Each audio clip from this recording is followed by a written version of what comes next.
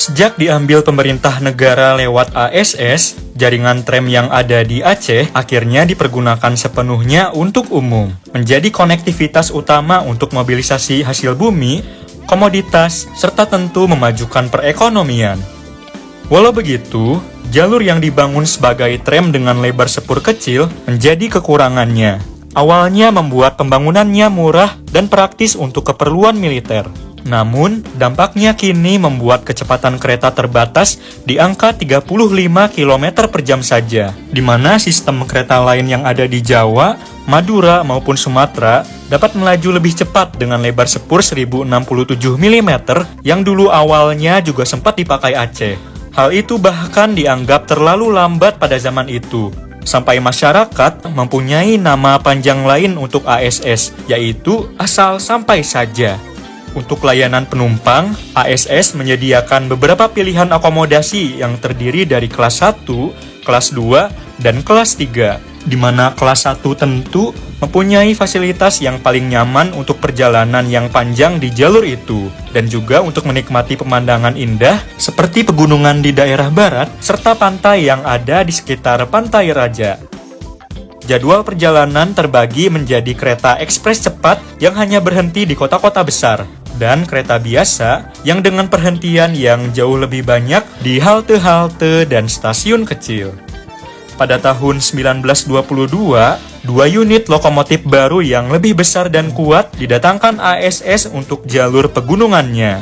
Keduanya merupakan lokomotif dengan susunan roda 460 yang diproduksi oleh Workspoor di Amsterdam, Belanda, serta diberi nomor ASS 61 dan 62.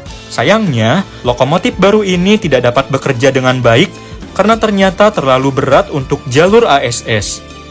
Pada 1922 juga, ASS pun melakukan penomoran ulang pada sarana lokomotifnya, yang tadinya nomornya hanya diberi berdasarkan urutan kedatangan menjadi dikelompokkan berdasarkan jenisnya. Berikut rinciannya.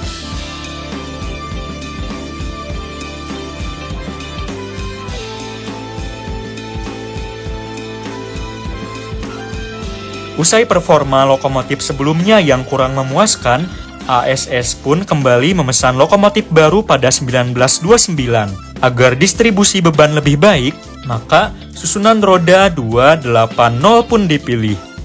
12 lokomotif dipesan, 6 unit dibuat perusahaan Belanda, sementara 6 unit lainnya dibuat oleh Hanomag. Semuanya tiba pada 1931 dan diberi nomor 101 sampai 112.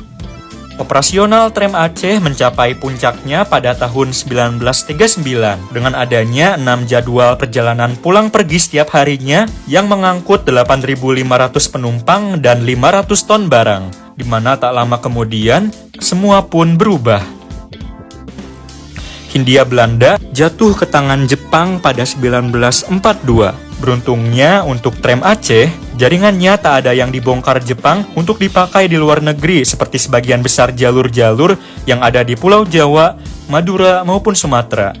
Meski pada 18 September 1944, bengkel besar yang ada di Sigli menjadi target pengeboman oleh pasukan Inggris sampai 75%-nya rusak.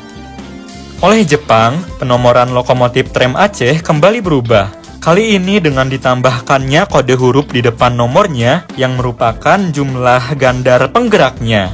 Misalnya lokomotif nomor 47 yang merupakan tipe 060, nomornya menjadi C47. Lokomotif Malay tipe 0442 bernomor 71 menjadi BB71. Serta lokomotif nomor 103 yang merupakan tipe 280 menjadi D103. Berikut rinciannya.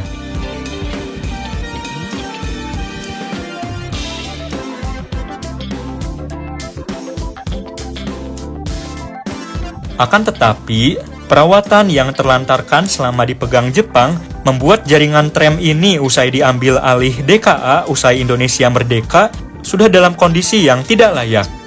Rehabilitasi pun langsung dilakukan pada 1951 dengan dibelinya rel baru tipe R42 sepanjang 340 km.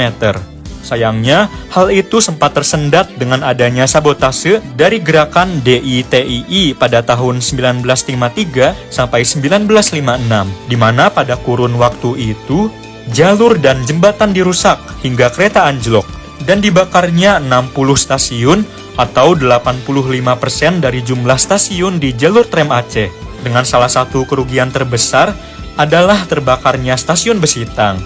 Semua itu pun menjadi PR besar bagi DKA untuk dapat merevitalisasi perkeretaapian Aceh agar bisa pulih lagi. Beruntungnya pada 1958, perkeretaapian Aceh mendapat sarana baru yang terdiri dari 6 lokomotif 260, 4 lokomotif Malay, kereta penumpang baru dengan bodi baja, dan juga gerbong barang. Semuanya merupakan produksi Jepang yang mana didapat secara cuma-cuma sebagai bentuk ganti rugi perang saat Jepang menjajah Indonesia.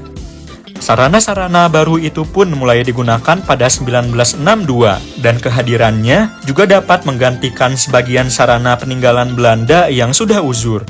6 lokomotif 260 diberi nomor C71 sampai C76 dan digunakan untuk kereta rute jarak jauh seperti jurusan Sigli-Langsa.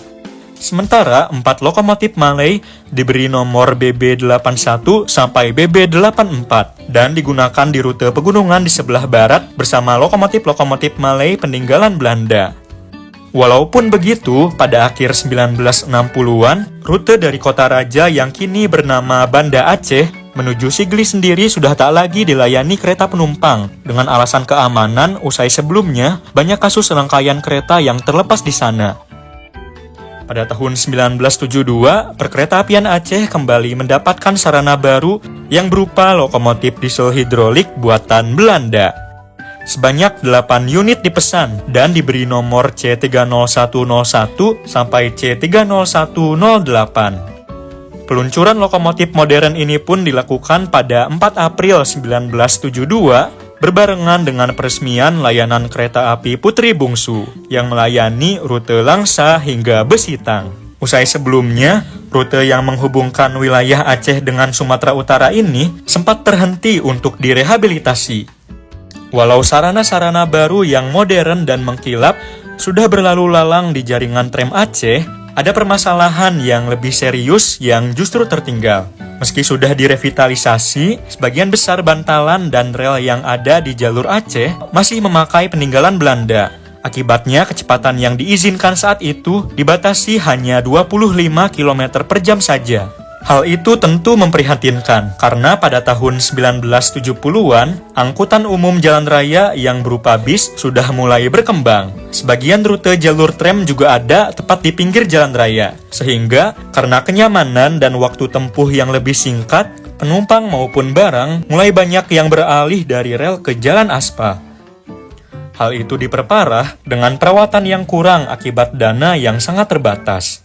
Semua faktor tersebut membuat layanan kereta di jalur tram Aceh pun mulai dihentikan. Hingga pada November 1976, hanya tersisa rute Langsa sampai Kuala Langsa sepanjang 9 km saja yang masih dilayani. Pada tahun 1976 sendiri, jalur sepanjang 15 km di rute Sigli ke Banda Aceh bahkan sudah dibongkar PJKA untuk perluasan jalan raya.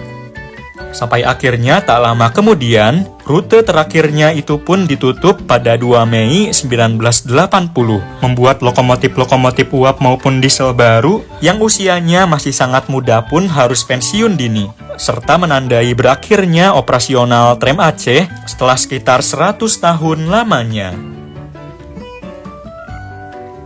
Usai dihentikannya operasional kereta api di Aceh, sarana dan prasarananya sendiri dibiarkan mangkrak terbengkalai oleh PJKA. Stasiun Banda Aceh sempat dialihfungsikan sebagai terminal bus, sampai kemudian dibongkar pada tahun 1992 untuk perluasan Taman Masjid Raya Baitur Rahman yang sejak dulu ada di dekatnya. Infrastruktur peninggalan tram di kota Banda Aceh yang tersisa kemudian habis seluruhnya dengan adanya bencana tsunami pada 2004. Saat ini, Salah satu dari sedikit yang tersisa dari tram Aceh adalah adanya satu lokomotif nomor BB84 dan satu gerbong barang sebagai sebuah monumen. Berlokasi tak jauh dari stasiun Banda Aceh atau Kota Raja dulunya berada.